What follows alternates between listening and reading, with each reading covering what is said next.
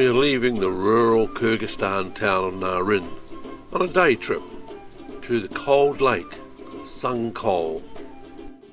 There's nothing really special about Narin except for the trolley bus service down the main road, which has to share the road with herds of horses.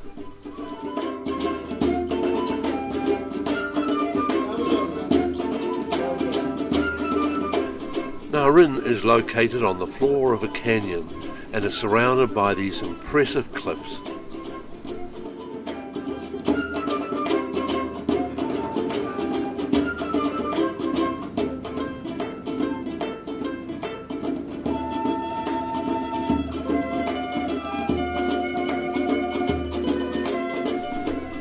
There are just 7 of us on this peregrine small group tour of Kyrgyzstan, so there's plenty of room in the minibus. The snow-fed river is our first photo shoot stop. Our knowledgeable tour guide is as keen a photographer as the tourists. On the way again, and this just has to be the smallest mosque I've ever seen.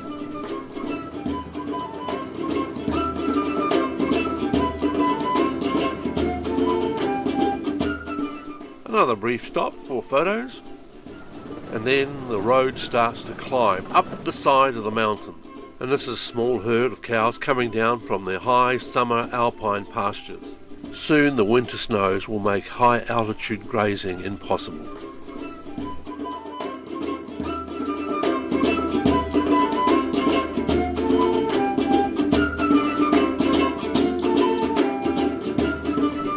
Vladimir, our Russian-speaking driver, handles the many curves with confidence and speed. With the worst of the road climb over, we stop at a lookout to see where we've come from. And there it is, the road we've just driven up on. And later we're going to have to go down it again. And looking ahead, we see the summit isn't far away.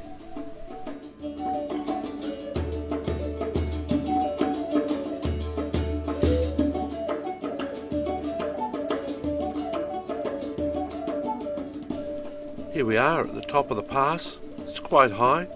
It's nearly 11,000 feet for the non-metric area viewers. And there are some pretty good views to photograph.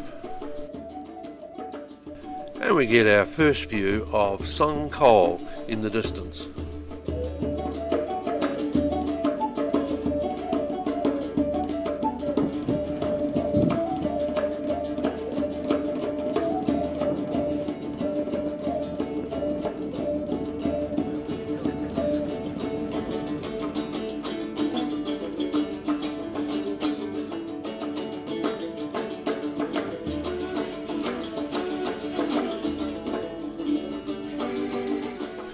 Not all tourists come to Sungkol by minivan. What an effort it will have been for these hardy cyclists.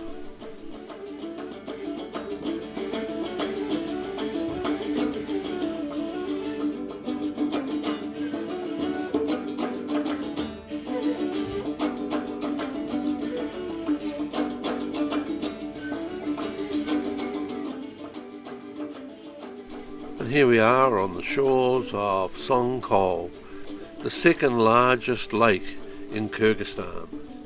It's located in a large basin and surrounded by the Tian Shan Mountains.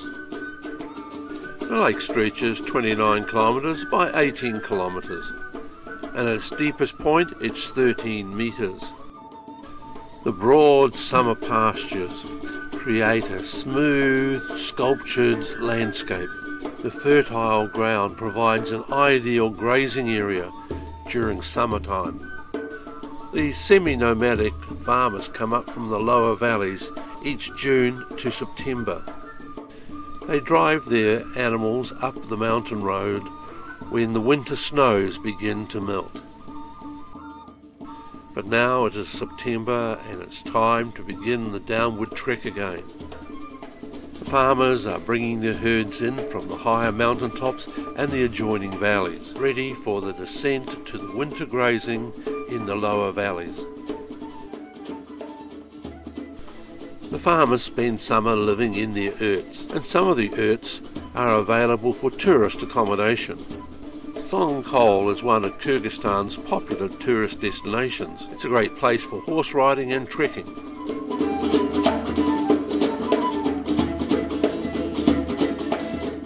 But now it's late September and the farmers are beginning to pack up their yurts onto trucks and transport their gear back to their winter base in the valleys below. These high winter pastures are called jailus, and even during the 3 months of summer, snowfalls are quite possible. But on a sunny day, the beautiful views, the clear skies, the air and the wonderful light make the high summer pastures a great place to be. But it's never warm. The July average only reaches 11 degrees Celsius, and the annual average temperature is minus 3.5 degrees. In fact, the January average is minus 20 degrees, and the lake freezes over with more than a metre thick ice.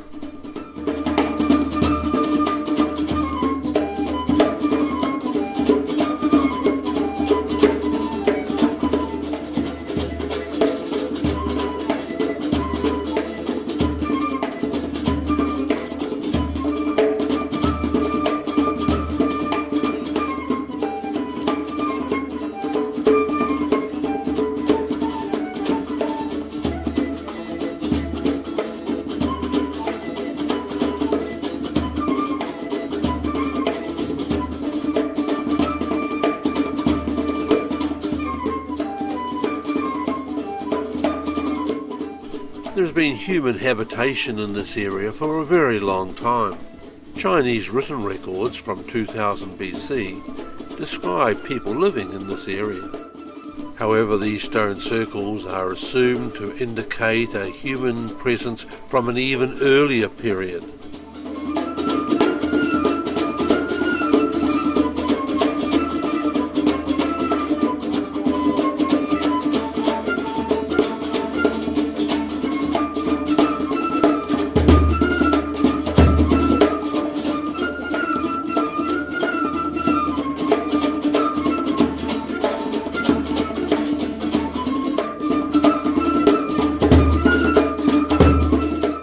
But now it's time for us to head back down the road to our guest house in Narin.